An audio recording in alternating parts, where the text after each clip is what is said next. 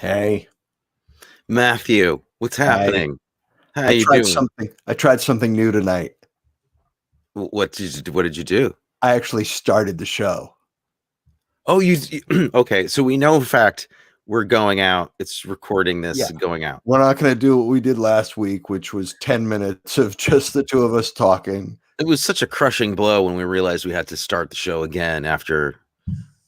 I mean, let's face it, a golden preamble, It's the best 10 minutes unre- we've ever had, unrepeatable. and it's Yeah. lost. Yeah, that So, was kind of shocking. how's your week been? You been My having a week, good time? yeah, my week's been okay. The best part of my week, has been the Turkey Hill Neapolitan ice cream, which I think we might have. Did we speak about this on the show before? No, many foods have come up on the show, Yeah. not this one. Okay. Tree of Life. You know what Neapolitan ice cream is, right? Well, I know what a Neapolitan is. So, Well, Neapolitan ice cream is the ice cream that's got chocolate, vanilla, and strawberry all in one right. container in stripes. Yes. Never of any interest to me whatsoever. It wasn't one I would go ask for No. at the 31 flavors. Yeah, I thought it was a stupid ice cream. But Turkey Hill has this thing that Mom brought home. She brought it home a few months ago, and it changed my life. And again, I have to say, we have no sponsors on this show. We don't get paid when we mention something that's great. We're just mentioning it because it's great. The Turkey Hill Neapolitan is a dark chocolate, vanilla with caramel in it, and mint chocolate chip. Come on. You just fill your bowl with this. That's ridiculous. Yeah. And that's the way it should be. Mom keeps bringing it home, and I keep eating it and getting larger and larger. So I asked you how your week was, and that was your answer. Yeah, Neapolitan ice cream, Turkey Hill Tria. They make many different Neapolitans with 3 different flavors, all the different ones. But the one that really just I think a quart is a serving size. I think. Okay, that makes sense. That's a general rule of thumb for ice cream, though, right? Yeah, serving size. The serving sizes are the pint. It comes in the pint is a container. Yeah. Like your bowl. I mean, why would you mess Why with would you take it out of that container and put it in a big bowl? Doesn't make any sense. There's a great story about Mom. Mess with that beer. What's the answer to that? What? Oh, yeah. It comes in a glass. Exactly. Yeah. You know the great story about Mom and ice cream, where she finished a bowl of ice cream and apparently she was quite sad when she finished the ice cream. I don't know the specific story. It's one of my favorite quotes of all time. She finished a delicious bowl of ice cream and looked up and said, "It doesn't help." By which she very clearly just meant eating the ice cream doesn't diminish your desire to eat ice cream. Completely understand. Yeah. Most everything else you do the thing and you've done it and you're happy about that. No, ice cream is miserable. Yeah, and in fact, if you can actually get to the point where you worry about it being over when you start, then you really got something. Yeah. So you're kind of anxious about this of already going to be done soon. Yeah, what'll I do? I'm only going to have this 1 quart of ice cream, and then what am I going to do? How many bites are in here? It's going to be over at a certain point. Yeah, my life will be empty when I'm done with this bowl of ice cream. That's great. So you had ice cream this week. You were also said you're not going to be in New York for the long haul. Eventually, you're going to be going back to the West Coast. I'm heading back to the West Coast in about 2 months, and I'm taking an incredibly circuitous route. Okay. He conducts the London Symphony Orchestra, doesn't he? Yeah, circuitous route. Yeah. Oh, God. I'm heading back with my friend Bruce, and we are going to Johnny Appleseed our booze, the Batch 22 booze, all the way across the country. So our first night will be in we'll be in New Jersey at the home of a friend of his. But then we go from there to Baltimore, and we hit and each city we go to, we're going to go to the big local popular liquor store. Like in Scarsdale, we would hit Zacky's. Okay. So we're going to research this before we leave and have appointments set up with the buyers at the liquor stores, and then also with the best mixology bar we can find in each city. We're going to meet with them and introduce them to our booze. We're going to Baltimore, Lexington, Kentucky, Nashville, Tennessee, Atlanta, Georgia, South Beach, West Palm, Tampa, New Orleans, Austin, San Antonio, Santa Fe, Phoenix, Las Vegas, Los Angeles, San Diego. My goodness. That's like you've made the trip across the United States like 5 times longer than it would normally be. Than it has to be. Yeah. And I'm interested in how Florida heavy this is. Well, we have some friends, and we figured, well, we're trying to hit apparently Illinois, New York, Florida, Texas, and California. Those 5 states account for 40% of the spirit sales in the United States. We drink all the booze. It's just good. Those are the places. Yeah. We can't include Illinois in the trip because geographically that would just be. It's way out of your way. Yeah, completely insane. You're already taking the southern route up. So, right. So at some point we're just going to fly to Illinois and go hit up places or hire somebody. A little tactical run. And if you hire somebody, I hear that young, interesting, exciting people in their 20s are really good at selling beer and booze and things like that. Is it traditionally the job of the middle-aged man in a sweatshirt?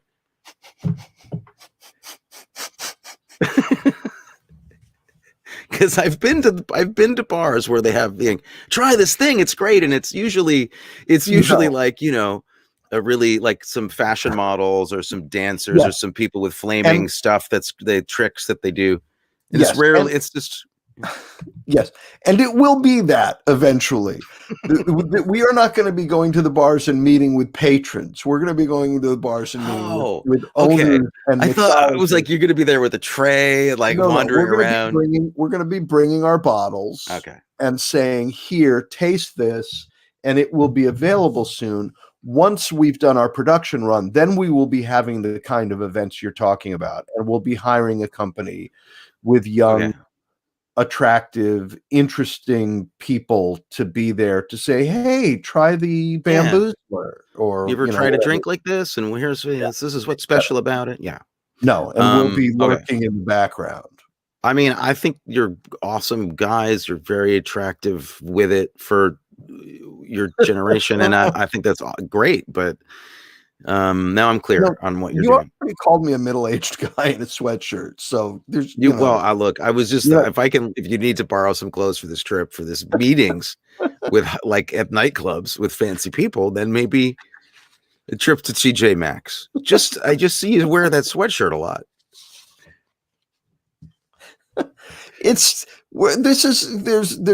There's like one person watching this, and everything else is a podcast. So this sweatshirt looks great on the radio. Right. And that one person, I mean, Mom already knows you're wearing a sweatshirt because you wore it today. So she's not going to be worried. She's not going to be worried. And actually, I hate to tell you this, but I dressed up for the show. You should have seen what I was wearing 15 minutes ago. Moving on. Okay. To other topics. Yeah. Do you have anything to tell us about your week?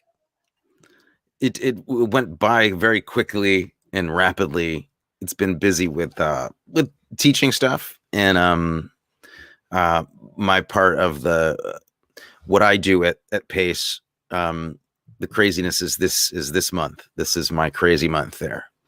So directing and guiding some really great young actors at the school through some scenes that they're going to shoot. There's like a lot of scenes, like 17 scenes, and getting to know people and directing them that you've never met in person. It's very strange. It's getting it takes a lot of getting used to, but it's going well. It's just taken most of my week, so nothing scintillating. Just really good old fashioned work. Yeah, because I would love to talk about other things. I'd love to keep talking as long as we possibly can about other things. No, when did you see the film? I saw the film yesterday and today. You saw it twice? No. I started watching it yesterday and finished it today. And I am still feeling the gravitational pull of the empty, dense black hole sucking me down into a vortex of nothingness.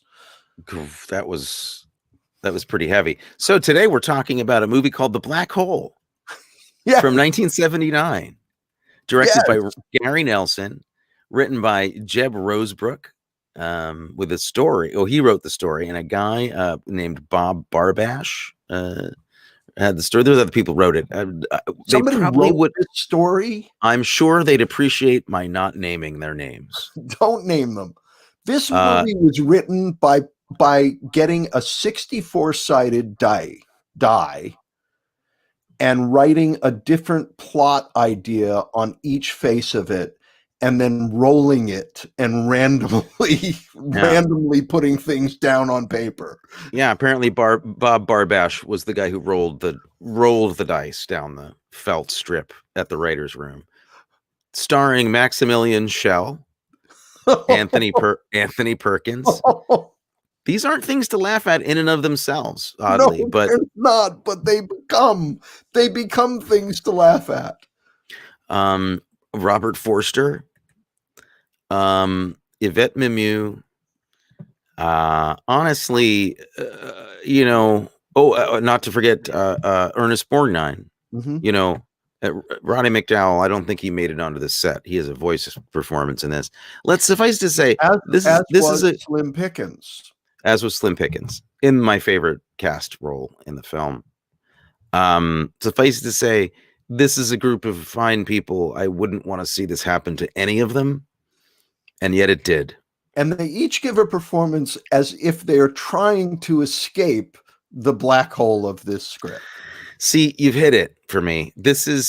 We're different here because I think this experience made you sad, and this experience for me gave me so much life energy and so much. I was so enthusiastic. I've been so on riding a high since seeing this film. I think that it's going on a very short list of really notably what the hell happened here movies. What the hell happened? What happened? You know why it makes me sad is I watch a movie like this and I think to myself, any idea that I ever have should be greenlit.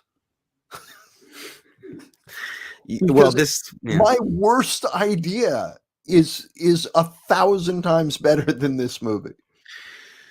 I would only argue that I think there's nothing wrong with the setup, just as a concept. The setup, great, but it's also not new because it's Heart of Darkness. It's the same Apocalypse Now. It's the same story that apparently you go to space. It has to be about finding somebody's dad in outer space.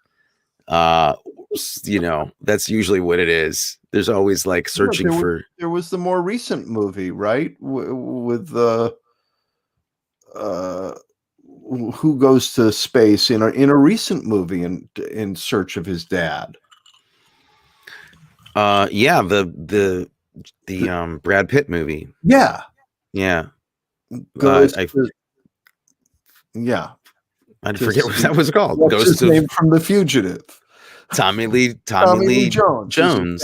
Yeah, it's that movie. I mean, Contact was Jodie Foster looking for her dad in space. Right. Interstellar is Matthew McConaughey being a dad who's looked for, which is just inverts it, but it's got to be a dad in space. The Wind in the Willows.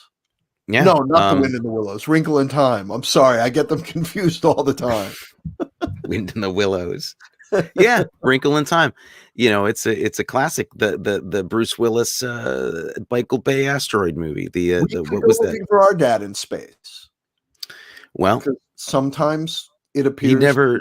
Dad didn't do a space movie. No, but sometimes I think he's in space, and we should go looking for him. He's just thinking. Oh, okay, that's what he's it is. He's just thinking. Yes, he's thinking about stuff. So okay, why I feel this is such a great movie that has to be discussed is because it fits the criteria that I love disasters of films. I love them. I love watching movies that were compromised and you might call them bad films. I don't. I think they're true artistic expressions that just are unique. They're uniquely shaped and formed. That's what I think of these films. And this one, this one is like on a top shelf. This is top shelf right next to Batch 22 in the sense that it hits for its weight class. It hits the perfect note, which is it really should have been better. You had the cast, you had the money, you had some time. There is no reason why it is this bad. If a group of amateurs get together and make a B movie and it's bad and it's funny, or The Room, it's like they're doing the best they can. And in a lot of ways, like that should be celebrated. But here we have a movie that there's no reason why it's as catastrophic as it is. So you say this is in the category of it should have been better. But there's another category. It couldn't be better. But the reason it couldn't be better is because there's no reason it's not better. And that's what makes it so special. Yeah. I also think it's in another category, which is couldn't have been worse. I don't think there's totally wrong. You're completely off made base. This movie worse. All right. Well, I will argue with you that there are some things in this movie that are great, but that's a technical thing.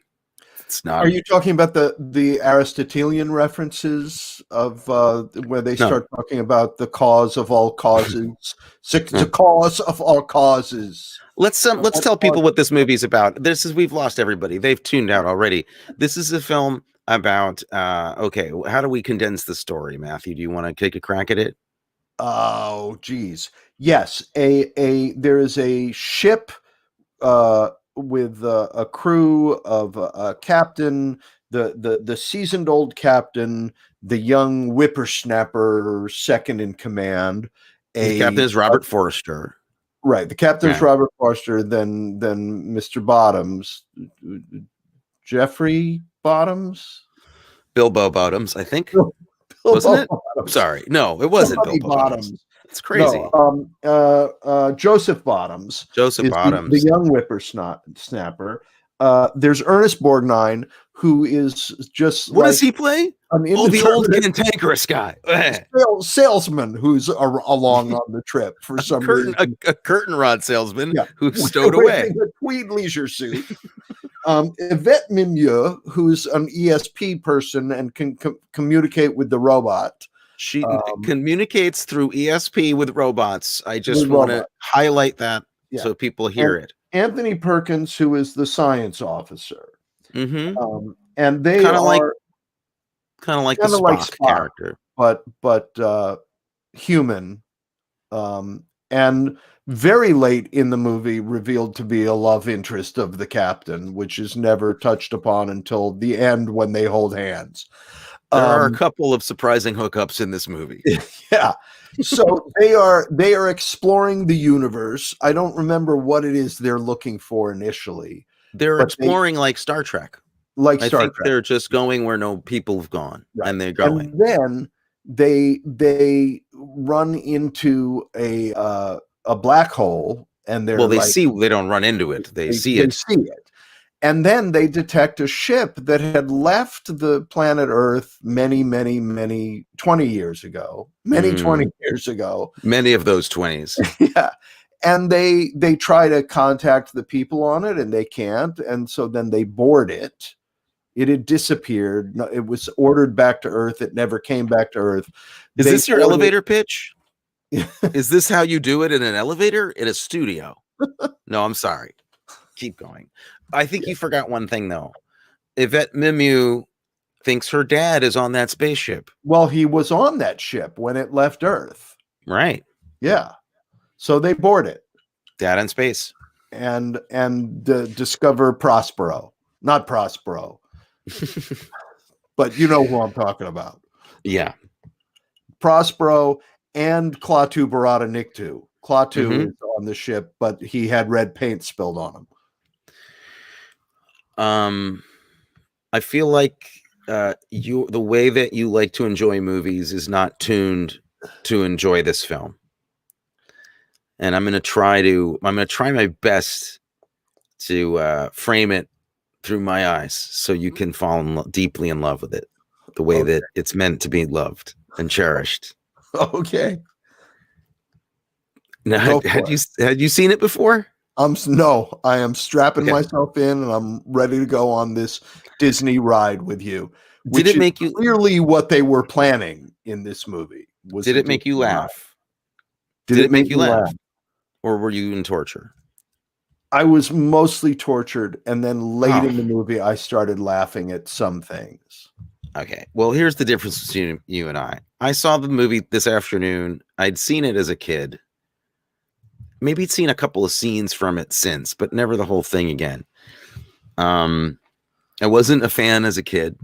I felt when I saw it as a child in 1979, which was before I started high school. I was young, and I still betrayed by Disney. Yeah, I feel like it's insulting to children, this movie.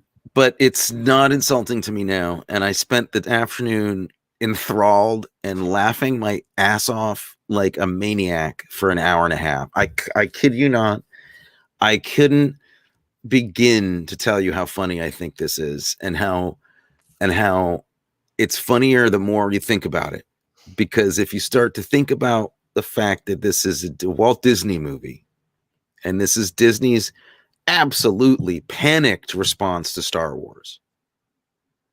Star Wars comes out in 1977, and it destroyed the industry basically because it just was the biggest thing that ever happened. And Disney, who up to that point had been the only big company that made these family kid adventure movies, like that was Disney's job, they were stuck with their pants down. Like, they didn't know what to do. And they all freaked out over at the studio and decided that they were stuck with their pants down. They decided to take them off and wave them around entirely in the air. And light their hair on fire and run down the street. So what I love about the movie is you have to include the corporate panic that's going on behind the scenes, the reason that they're making the movie, which is to try to keep up with Star Wars and the youth culture that's starting. And the fact that to do that, they hire the oldest TV director that they can find, who like literally was famous for Gilligan's Island. See, I wish I'd watched this movie with you. If I'd watched this movie with you, I might have enjoyed it. Okay, so you got this. This is all happening, and you've got kind of the equivalent of like when Bonnie and Clyde came out. All right, Bonnie and Clyde came out, and it blew the doors off the world. Like, people couldn't believe this modern, violent, crazy movie that had come out, changed the landscape of movies. And that year, the studio outing that won the Oscar was Dr. Dolittle. Was the musical version of Dr. Dolittle. And that was the crisis point moment where they realized, like, that was Altamont for the studios. They put out Dr. Dolittle, and it was the same year that they made Bonnie and Clyde. And it was like this huge miscalculation. It was a disaster. And this is the same thing. This is Disney hiring a bunch of old white dudes to try to keep up with George Lucas, and they can't even get into the burlap sack to get across the field. It is so funny to me.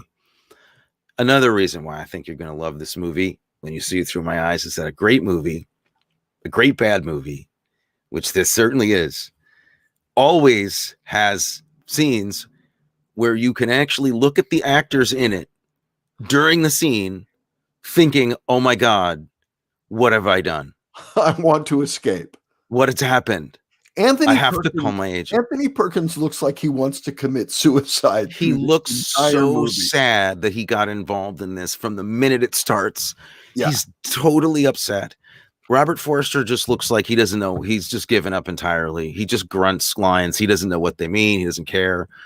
I think the only person it's safe to say that looks like he's having a grand time is Ernest Borgnine, who always looks like he's having fun. Always looks like he's having a good time because he can't believe he's getting paid to do something that he doesn't know anything about.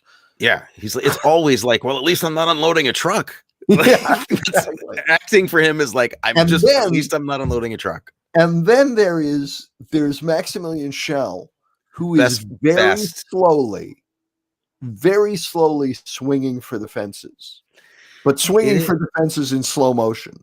Again, best for last. Maximilian Schell is an actor who looks like he had to have like 5 schnapps before he started talking at any given moment. And I have a friend in this movie. A friend and colleague is in this movie. Who? You can tell me. A fellow professor at Chapman University. When are we having drinks? Plays Captain Starr. Get out of here. Stop it. Tom McLoughlin. Stop it. Teaches intermediate production as well as, I teach one section. He teaches another section of intermediate production, and he played Captain Starr. My deepest respects. I don't know what to say. I mean, can you see what I'm talking about here? Like, what? Just let's frame this a different way. This is the same thing that happened to Disney. Disney goes, all right, we've got to beat Star Wars. So I've got this idea about the black hole. We're going to double down and spend all of our money on this movie, all of it. They tried to rent the computer controlled cameras from Industrial Light and Magic to make this, and they were too expensive. ILM was like, yeah, there's, here. And they were like, we can't afford that. Disney built their own system. Apparently it's better. It's better. They built their own system, and it's better. And you can actually see that it's better in the movie. I think if you put the two films side by side, what I do think is literally great about the black hole is that it's space design stuff, the models, the ships, how they shoot that stuff. It's a little Disney, but it's fantastic. They did such a great job on the mood, on the black hole itself, on the ships. I thought that was great. And it was very celebrated. I think effects people still really like that part of this movie a lot. So again, it's like, it's got, I hated the ships in this movie. Well, we agree to disagree. I felt like they were designed to incorporate the Disney ride into them. Agreed. I think you're talking a little bit about the interiors, and it's not the design of the ships as much as I'm talking about how they're photographed, how the matte paintings work, what the lighting is like on those ships, and how when you think of other movies that had come before it, how advanced that look was at the time was pretty good. It was technically pretty on point. I mean, there were design flaws all throughout. That's what I'm saying, is like this combination of why wasn't this better? Like, there are shots in it that rival Star Wars, and yet the 0G gravity stuff is literally like from 1950. There's things that fall. I got distracted by things like a hole being ripped in the superstructure of the movie so that the actors are actually exposed to outer space and they don't die immediately. Well, that's not a design problem.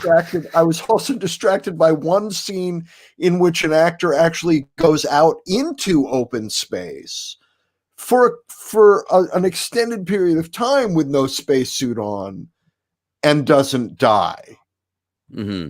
I got distracted by that. You can exist in space apparently for like 30 seconds to a minute without dying. Really? Yes. It is a fallacy that you shatter like glass or that you explode or any of that happens. You can actually technically physically do it for a bit. You have to apparently like shut your eyes and like hold your breath really hard. Can we hear you yelling and screaming? No, not in space. During that time? Okay. Not in space because in this movie apparently we can. Well, I don't think that that's the only thing scientifically that we could pick apart in this film. There's a certain point where I have a fairly long audio clip that I feel should be played in its entirety at some point. It will be. And it goes a long way to describing what kind of movie this is. I think that I'm shocked that you weren't more enthralled by the worst screenplay, the worst dialogue in the world. You have I have many lines written down. You want to hear some of my favorite lines? I do. Well, there's one moment where there's a whole bunch of dialogue going on, but while with the other characters, but while it's going on, Maximilian Schell is engaged in some very important calculations, getting ready to launch something. And he says, R squared, B plus, B squared over A squared, sine squared, data. That's what he's mumbling to himself as other dialogue is going on. They just told him to improv that, I have a feeling. Ernest Borgnine at one point says, he's going to do it. He's going to do it. He's really going to do it. Reinhardt will solve the one final mystery that has eluded mankind. Because apparently he solved every other mystery. There's so many. And Anthony Perkins says that, and Yvette Mimieux says, or he'll die in the attempt. Alex, I'm beginning to feel you want to go with him. To which Anthony Perkins responds, on a glorious pilgrimage straight into the mind of God? I do. And this is the moment in the movie where suddenly the black hole is like, oh, it's not just a black hole. This goes into the mind of God somehow. And now we're in some mystical realm that hasn't been touched on before. What is your problem with this? Why aren't you loving everything? 100% on the roll jet quads. And also activating the microbeams, which they then do. And we discover a microbeam is otherwise known as a spotlight. A giant laser spotlight, which is not really a microbeam. Activating the microbeams. Yeah. Okay. There are a few other lines, but they were lines that I believe you had in your... Okay. I have lines in my audio clip, which is kind of a Maximilian Schell love letter. It's my homage to his performance in here. It's my love letter to him. There are other lines though that I captured that are even different than that. When you want to hear them? Well, I want to tell you these lines. I'm actually very anxious. Okay, all right. No, I'm saying there's so many lines. I have 5 here and then the clips. There's like I didn't even have time to grab these. Go for it. When we first learned that Yvette Mimieux can communicate through ESP with robots, we learned this by him saying, "See if you can get through to Vincent on your ESP." Which, when I heard that, I was like, "This is a movie where we're going to psychically link with robots." I was expecting much more of that theme. Robert Forster also gets to say, "I don't know and I don't like it." Yeah. Great line. That Reinhardt sure likes to play God, doesn't he? That Reinhardt sure likes to play God, doesn't he? Okay. Let's pray he was a genius. Let's pray he was a genius. That's amazing.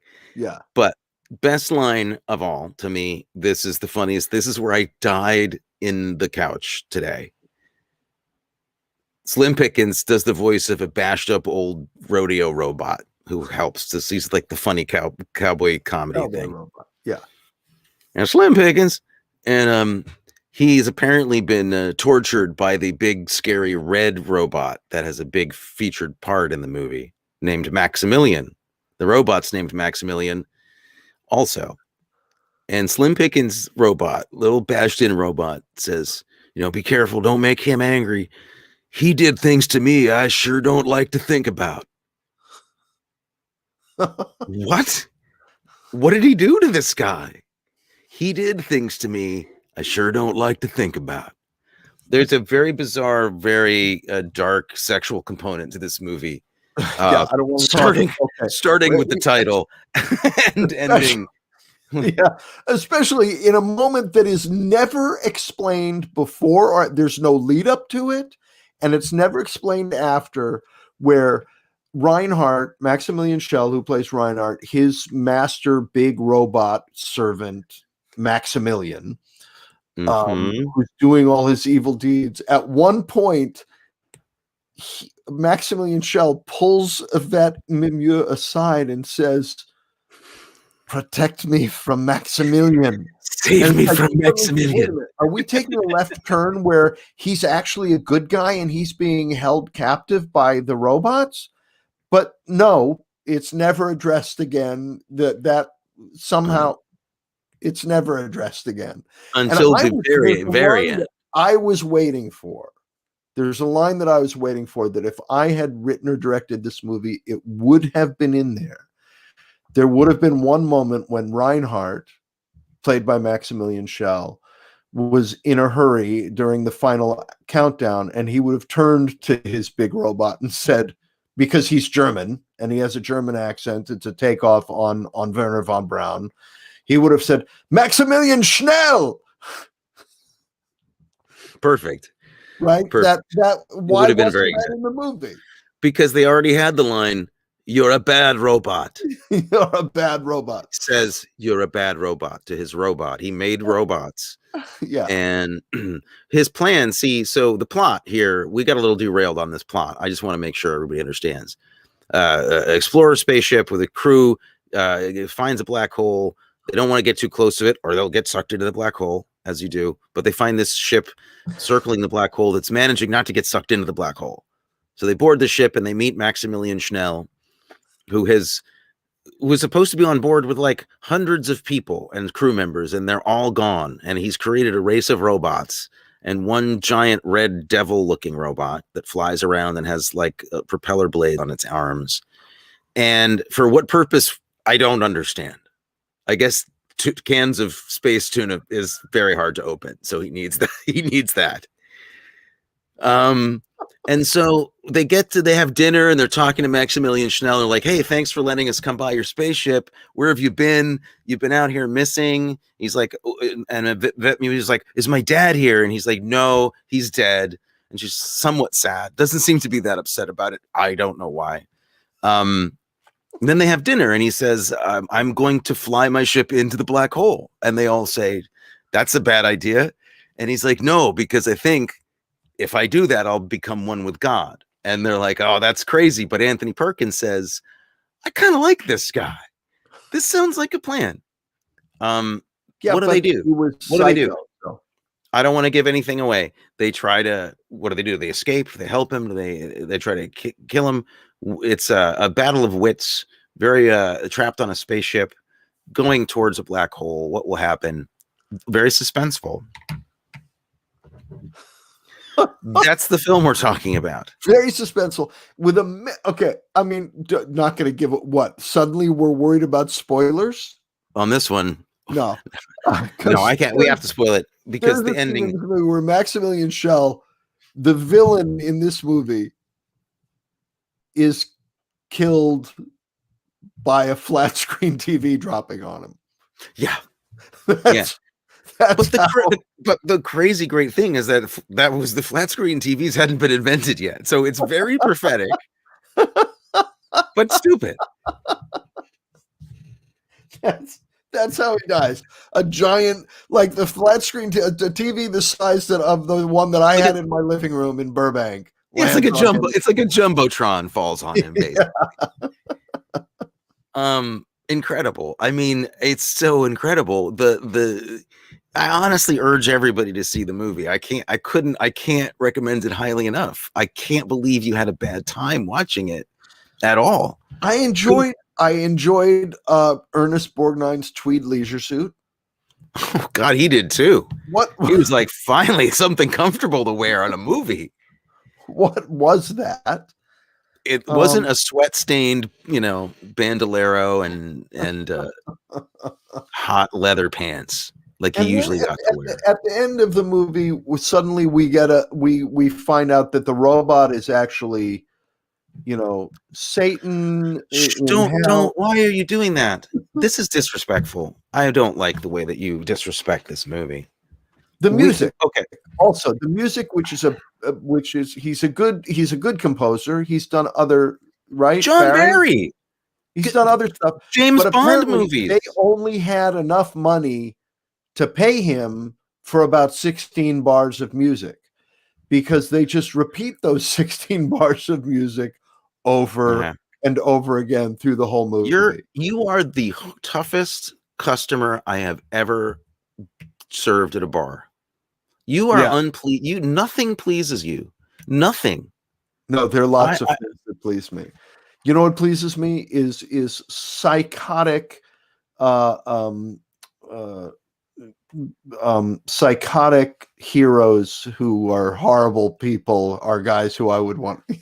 You have that in this movie. It's in here. Everything's in this movie. No, I don't want to have a beer with Reinhardt. Okay, I gotta stop. I gotta take a minute. I can't. This is heartbreaking. This is heartbreaking. You trivialize this experience in a way that is unfair. This is one of.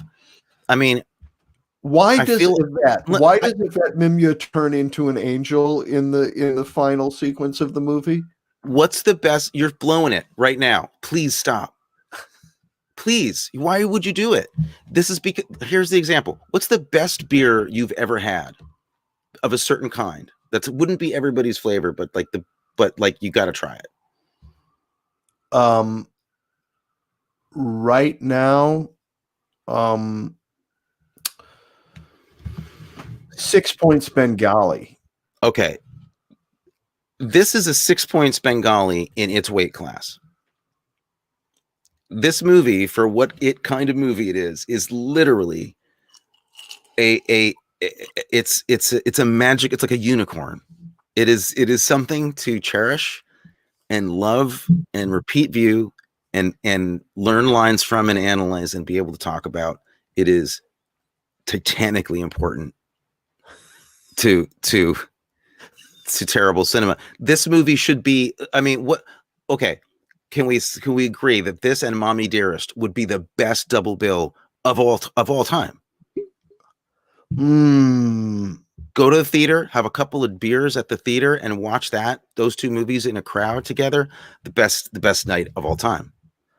I think that would the room couldn't even handle. Here's the thing: is I could see enjoying this movie the second or third time I watched it, but not the first time.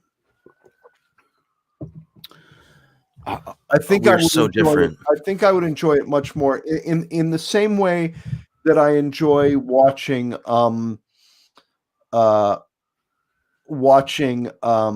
Valley of the Dolls with a certain group of friends who basically have the movie memorized. That is a fun experience. But the fun experience for me is because of the lens through which they're watching it. It's not the movie itself. But that's you have to put that lens on. My whole point is that But I didn't have that lens when I watched this movie. Can you buy those glasses though and put them on when you're going to watch these kinds of movies? Because that's, to me, the only, like, half the fun is trying to think of them making this thing. It's them on the set making. It's like, yeah, this is the movie, but that's actually Robert Forster trying to get through this goddamn scene. He has to make the worst. He's got to rescue the girl, Princess Leia style, like Han Solo style, in the middle of this movie. She's wearing a tinfoil hat. There's no other way to say it. I have the photograph. Please. Do you want to see? Yes. Yes. Okay, here we go. Let's see the tinfoil hat. Here we go.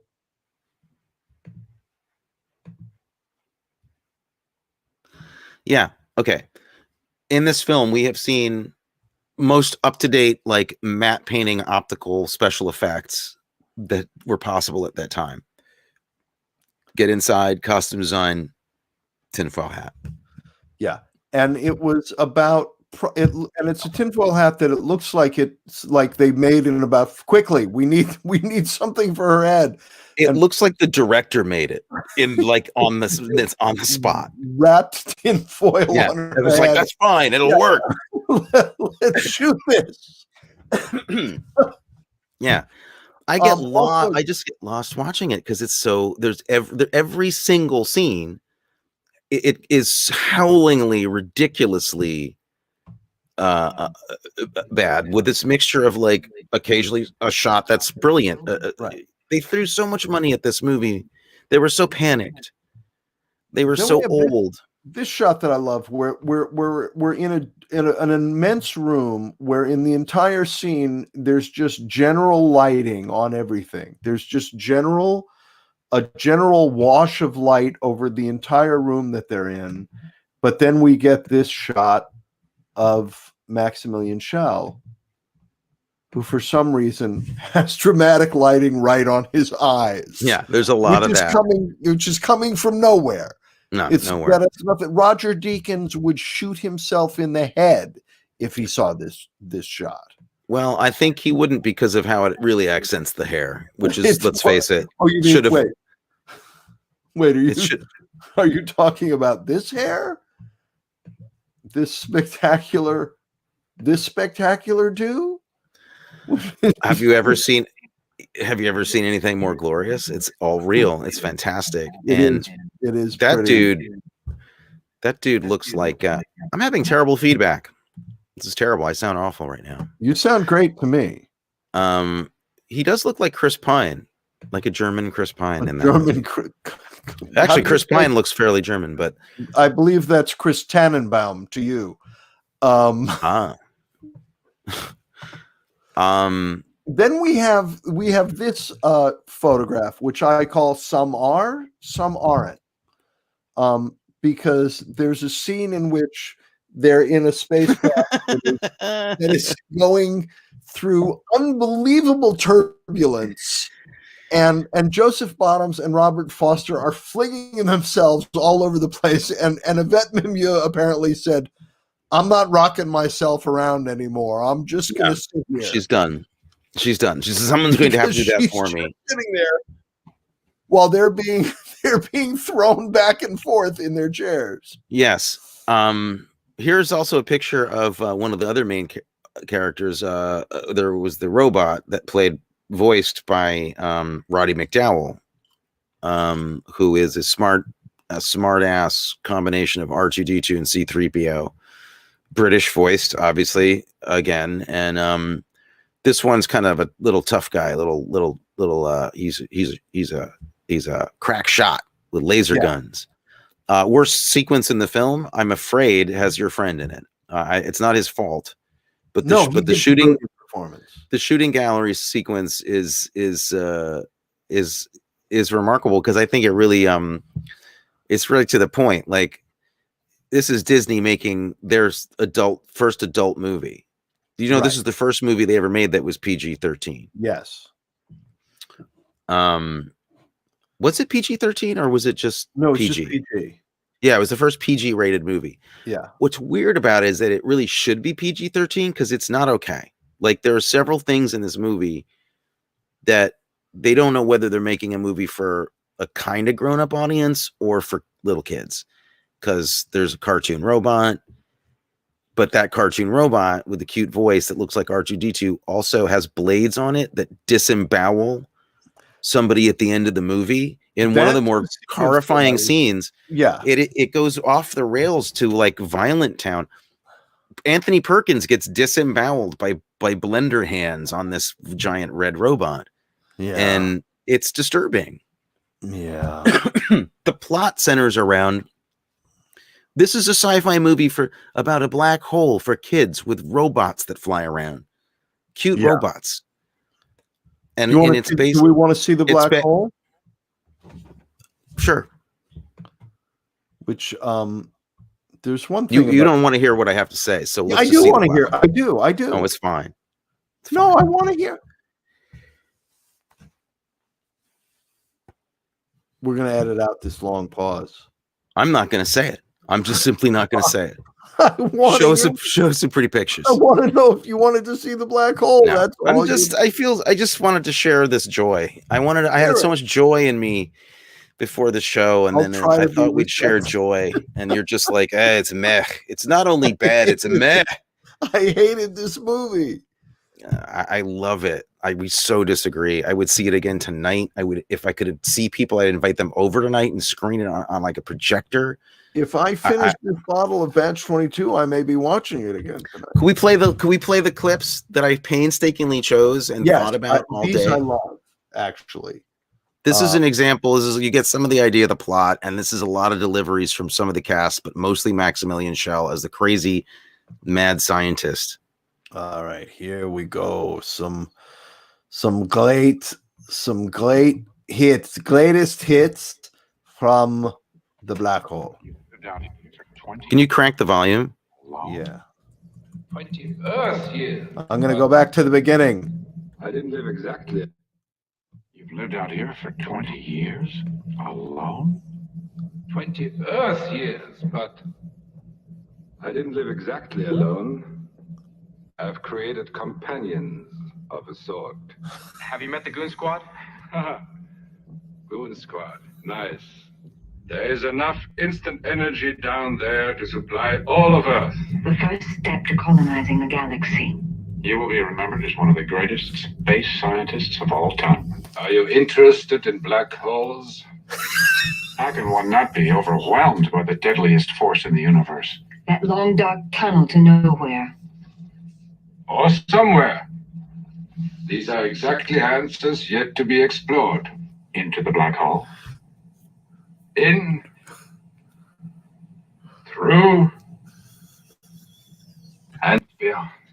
The word impossible, Mr. Booth, is only found in the dictionary of fools. I must have created all this. But what caused that cause? That man is headed straight for the black hole. Your crack unit outwitted and outfought by some Earth robot and that antique from Starrick. Give them distance, then blow them out of the sky.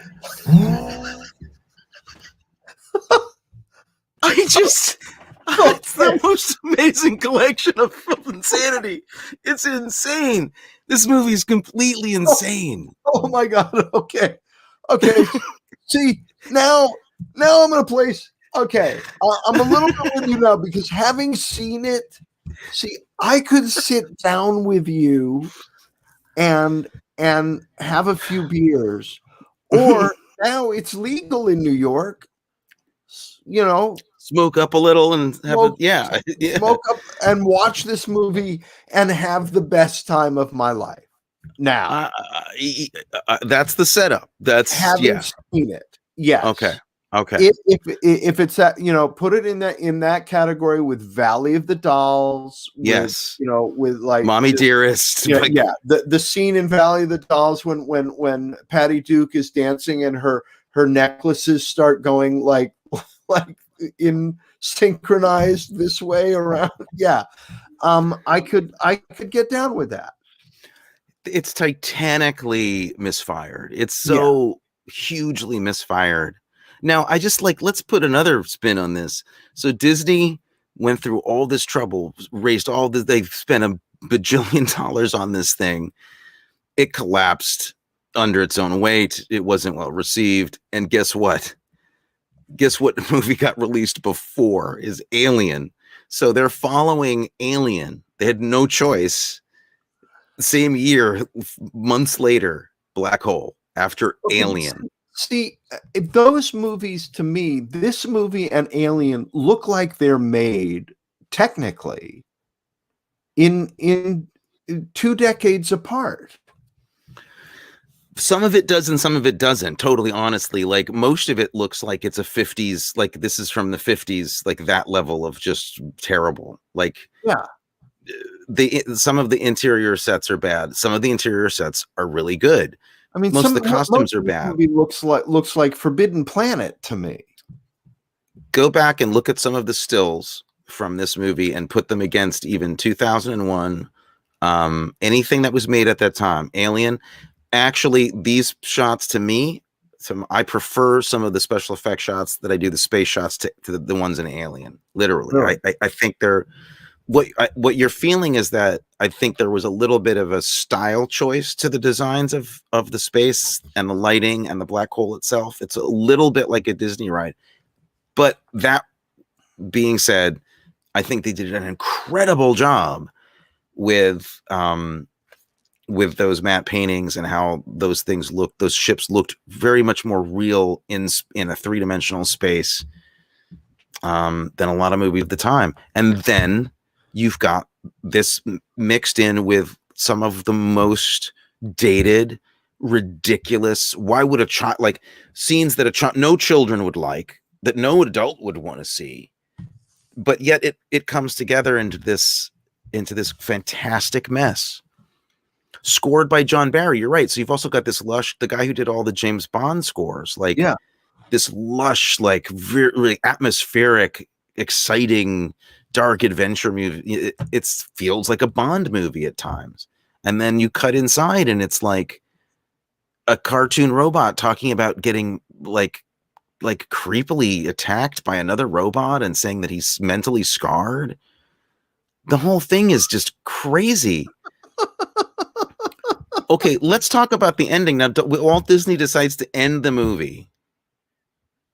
They go into the black hole. There's no other way around it. Everything goes wrong. Maximilian Schell wins the fight, and they're like, they have no other choice but to kind of like just drive into the black hole. Yeah. So, can you describe what happens? They go into the black hole. They're spinning around in the ship going, whoa! Right. They go into like sort of time and space is distorting. Space is distorting. It's a slight nod to the end of 2001, zipping through the ESP sphere. I mean, not the LSD sphere, we'll call it. Uh-huh.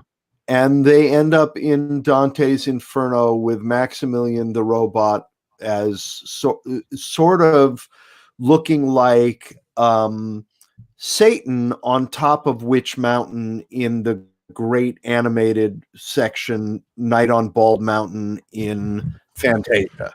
That's it. He's up there. Let's creep you out even more. So Walt Disney wants to end this movie with the birth of Satan. Okay, that's the Walt Disney movie. It's the birth of Satan, who is merged with his creator, Maximilian Schell, who is now inside Satan, looking out of his eyes. Right. We learned this from a pullback from Maximilian Schell's eyes in one of the most impressive shots I've ever seen in a movie. And I can't believe that you would see this and not go, wait a minute. This looks like it's like D.W. Griffith organized this. It's huge. It's gigantic. The pullback is unbelievable. No digital effects. It's one camera move. It's an entire soundstage. They come through a lava pit. There's forms of sad people marching through the pits of hell. There's fire. There's lava. One shot that Disney spent hundreds of thousands of dollars on to tell children about the birth of Satan. I don't understand the meeting. what happened in that meeting? I don't know. And then Yvette Mimieux turns into an angel and literally goes down some tube, goes down a mirrored like Xanadu hallway, right? And then we're back. Everything's good, and we're back in the spaceship, and everybody's okay. They just go through and they get to Earth again, like they get home. Yeah. So it's a complete like biblical. It's doubling down on like a biblical Christian fear-based, weird, dogmatic like thing. Birth of Satan, but with no structure to it, no lesson to it, no. If this, then that, or do this or else. No, it's obvious. Like everybody knows that's what happens to you when you go through a black hole. But here's what it looks like. Here's what Yeah. Incredible. I mean, I was sitting there with my mouth on the floor. Like this is straight up. I mean, that shot could have been from Lord of the Rings. It's really messed up. Like it's actually freaky weird. So there was obviously a part where Anthony Perkins was like, "Oh my God, I die on page 78. Oh, thank God, I'm dead." Everybody else was so jealous. I remember I was doing a play once in Los Angeles, where I played a priest. I know, don't even talk about it. But I kept saying in rehearsals, we'd be talking and the writer would be there, and I'd say, it would be. I think there's a little cut that would make I was Father Ray. And I kept saying there's a cut that would make this scene just really sing, I think. And he'd say, what? I said, just a tiny little cut. If you cut this part here where it says Ray enters, I think this scene would just take off.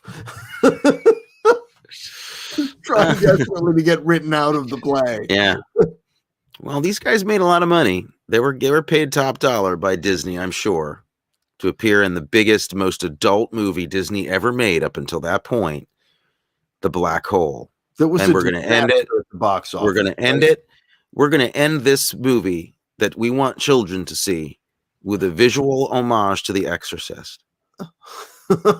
Oh my God. Which they did. Do you know that shot is literally the most clear thing that it is a ripoff of the shot from The Exorcist? Really? I did not know that. Yeah, the demon in The Exorcist appears a couple of times in the desert, and there's a shot in a sandstorm of it standing on the top of a mountain, and it looks exactly like that frickin' robot. Ah, really? Okay. Because I thought it was the Night on Bald Mountain, the Night on Bald Mountain picture. From it is that too, but if you look at the Exorcist shot, it's also that. Ah, okay. Which is kind of a ripoff of Night on Bald Mountain. Because there's this picture here, which is very much very similar, different color, but the look is the same. Here, let me pull it up for you. There we go. This one here. Yeah, das ist where is it? Well, I don't know. It does. I mean, here we go. There we go. Yeah. No, you're right. You're right about that. I wish I had the ability to control the computer and show you the Exorcist shot, but you can't control things. Maybe I don't want to. I don't know. It might be that. I'm told I'm too controlling as it is. No, I love it. Tell me what to Google. Exorcist devil shot? Yeah. Let me see. Is it this fantasticness?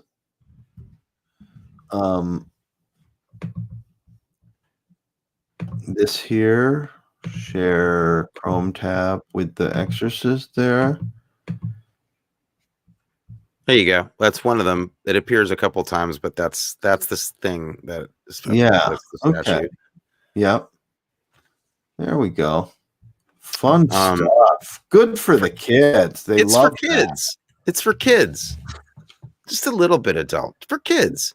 God, that Maximilian robot is so pissy too. I love how he's just like, he's got attitude.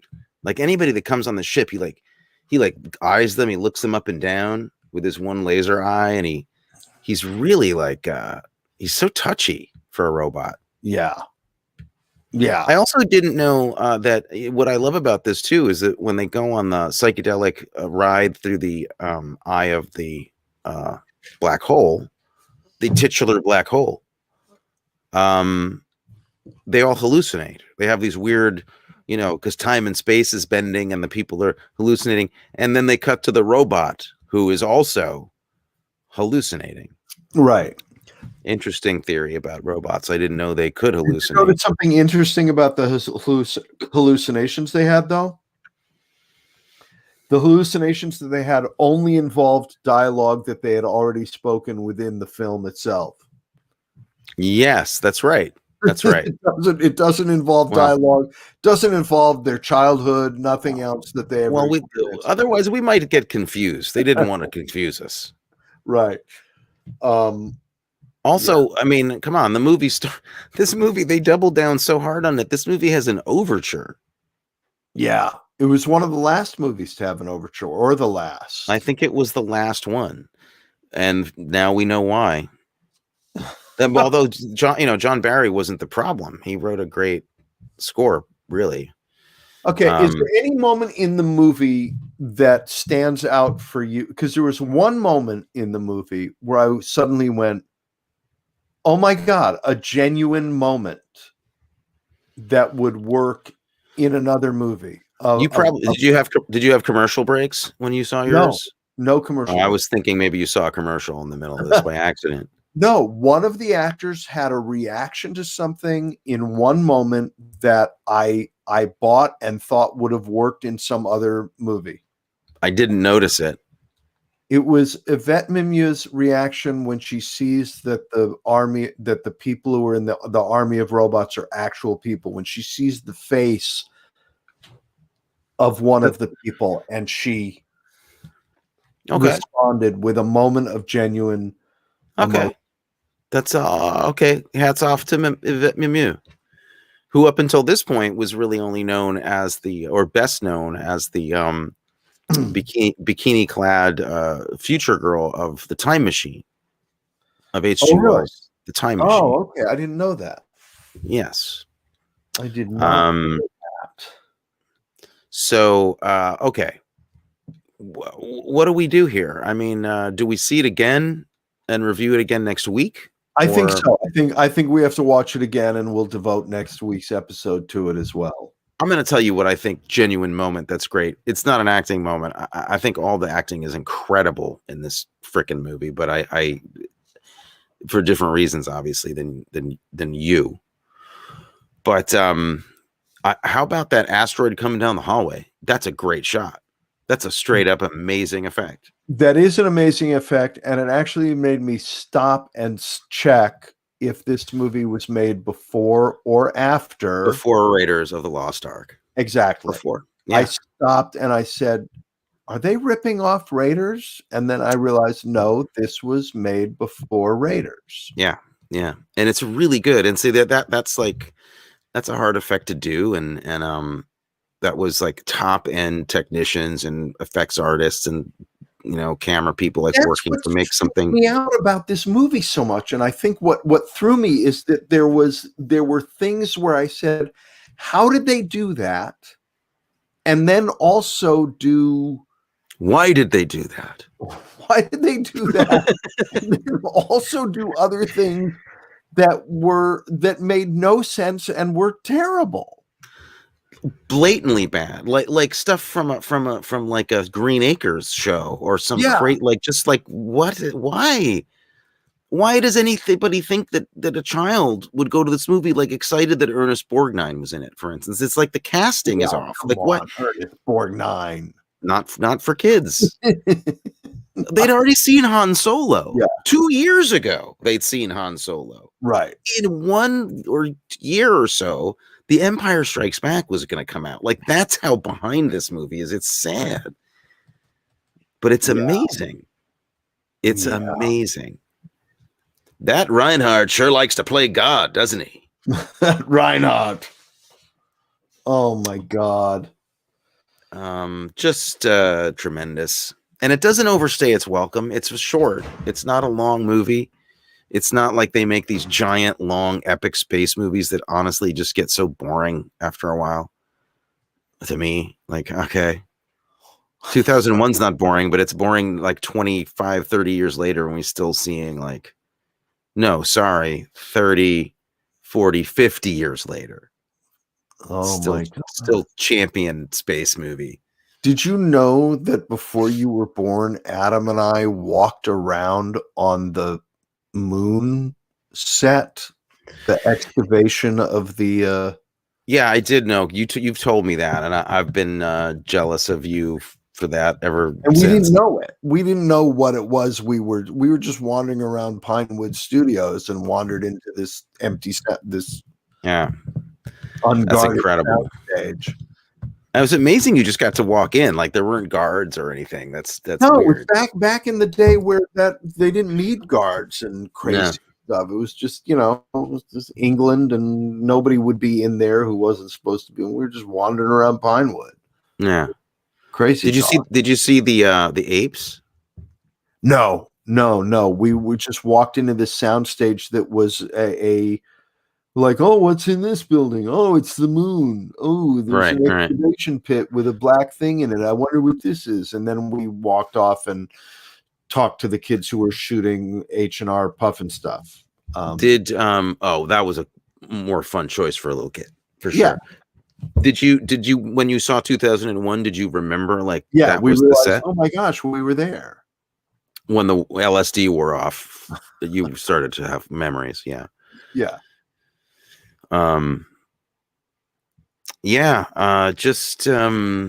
Okay. So many things. I will watch this movie again with you and enjoy it the second time. Next time I'm in Los Angeles and I come to visit, we'll throw this on and have some Batch 22 and have a laugh. Wow. Just bizarreness. I'm looking at my notes to wonder if there's anything else here that I wanted to talk. Oh, the ride. That's what we haven't really talked about, is that they were planning a ride. Oh, I bet they were, wouldn't they? Yeah. There was a whole and it was part of how they shot the movie, because you can even see. Well, they get into one of those ride chairs. This is a ride. Yeah. That's the ride that they're going to be on. Mm-hmm. But it apparently they decided not to build the Once ride. the movie was a disaster, they didn't want to build a ride anymore. It was all they were sad. Where Future World is at Disneyland. They were the World of Tomorrow and all of that. I would have gone on that ride. I'd go on it tonight. Yeah. Maximilian Schell. Just see the movie for him. Just watch a great actor who took a job for the money with hopes that it would be good, and got to California, and the minute he walked on the set, realized he was in a disaster. His best work since Krakatoa east of Java. He started drinking in the limo on the way to the place. Oh my God. It just the only way he get through it. That's what I would have done, and he got through it that way, I'm sure. They had to re-recorded almost all of the dialogue in this movie. I heard that two lines were actually spoken on the set. Can I ask you what they're on a soundstage? Like, how freaking noisy is it? Why do you have to ADR the entire movie? I don't know. Which is the other thing. The other thing that lends this crazy thing to the film when you watch it is that there isn't all the dialogue. It's like an Italian movie. Even though we know everybody's voice, it's their voice. Yeah. Like, I knew Anthony Perkins. He was a lovely guy on the set of Catch-22. He was friendly and a lovely guy. I liked him. And it's his voice. It's not somebody else's voice, but it still comes off like an Italian movie. And I think it actually lends another layer of ridiculousness to the movie too, because you've got the performances that they gave on the set, which you can see as the movie goes on, they're more unhappy as they go. Like, this this is an unhappy group of actors for the most part, except for Ernest Borgnine, who doesn't seem to give a shit what movie he's doing. And it's a sinking ship, a disaster, and then the worst thing happens, and they have to go back after the movie's finished and do all their dialogue again, which means they're twice as bitter as they were when they shot it. So their ADR lines have a little extra edge of sorrow and sadness that they wouldn't have had on the day of shooting, which gives it that extra bounce. Oh my gosh. Oh goodness. It's so good. I love watching big corporations make giant mistakes. I think that's part of what I love about this. It's just go Disney. Yeah, you go. You try to beat Star Wars and look what happens. Yeah, this is what happens at Mauschwitz. It's just incredible. Yeah. Well, I'm glad our relationship seems to have survived this. Boy, I just wanted to. I'm so glad thank you for stepping outside your comfort zone to look through my lens for a second, and it took courage to do it. I know, but it was worth it. It was worth it. I will enjoy it the second time. I stand by not having enjoyed it the first time. I laughed so I was all day. It was just a joy. The first time you saw it, right? I saw it as a child, so I guess I knew that I was in for Mommy Dearest in space. What you were in for? See, I didn't know that. Oh, I would have been just as happy. I would have just been just as happy being surprised. You really? Okay. I was aghast. This kind of movie makes me deeply happy. Yeah, but the next time I'll enjoy it. Okay. I promise. Look, you would see this before you'd see Harper again, probably. Yeah. Right? Yeah. Because Harper's just ultimately kind of like disappointing. This is not. This is just like I'd have a prostate biopsy before I'd see Harper again. Some people might like that. I don't know. Who am I to judge? Yeah. I just know that this movie for kids has a C-3PO robot like dismembering somebody, right? Like the shower scene from Scarface. It's literally like that bad. Yeah, but Darker Than Amber, I would watch again before watching this. I would watch that in a split screen with this movie at the same time. Split screen with this movie. Okay, cool, awesome. What are we doing next week? Well, we're on a sci-fi kick here. Yeah. Right? Yeah. Well, I picked Black Hole. Is there anything on your mind? Anything you want to get off your chest here? Any movies you need to? Well, we can't find Colossus the Forbin Project, apparently. No, can't find that. There isn't a science fiction movie with these people in it, with anybody from this movie, doing our swinging from tree to tree. Is Robert Forster in any kind of great science fiction movie we want to watch? I don't think so. Hold on. Great. I mean, great. This is a great one. But Forster. Let's try to make up something really fast and really cool. Inner and exciting. Space. I don't want to do another Dennis Quaid movie. No, I just don't. Neither does Dennis Quaid. Oh, look, it's fine if he wants to retire. He's fun, but whatever. He didn't know that you were an actor. That bothered me. That story bothered me. So what do? Google me. God damn it. What do you think I do? I do not. Why would I be at your house if I weren't in show business? What do you think I do? Because I was dating this lovely woman. That's why. What do you think I do? How about The Last Starfighter? All right. The Last Starfighter. That must be somewhere. We saw that. I think, didn't we see that together ages ago in the theater? We may have. Is that available on Amazon Prime? Let me find out. 1984, Last Starfighter. It is on Prime. It is rentable. There we go. The Last Starfighter. Tune in. Am I going to hate it? You've already seen it. I have no memory. You want to sit here and have everybody watch the trailer to see if the movie's up to snuff? No, we'll just dive in and watch it, and we'll talk about it next week. All right. I promise I'll have a better attitude. You didn't have a bad attitude. I'm the one who brought the bad attitude. I feel like you're worried about this not working out, so maybe you should pick a movie because I don't want to. I'll feel bad because if you don't like it, it's on me again. No, I want to go for The Last Starfighter. All right, we're going for it. It's happening. Last Starfighter. We'll see you next week with that one. Yes, it's going to be absolutely spectacular. I didn't mean to do that yet. Doesn't matter.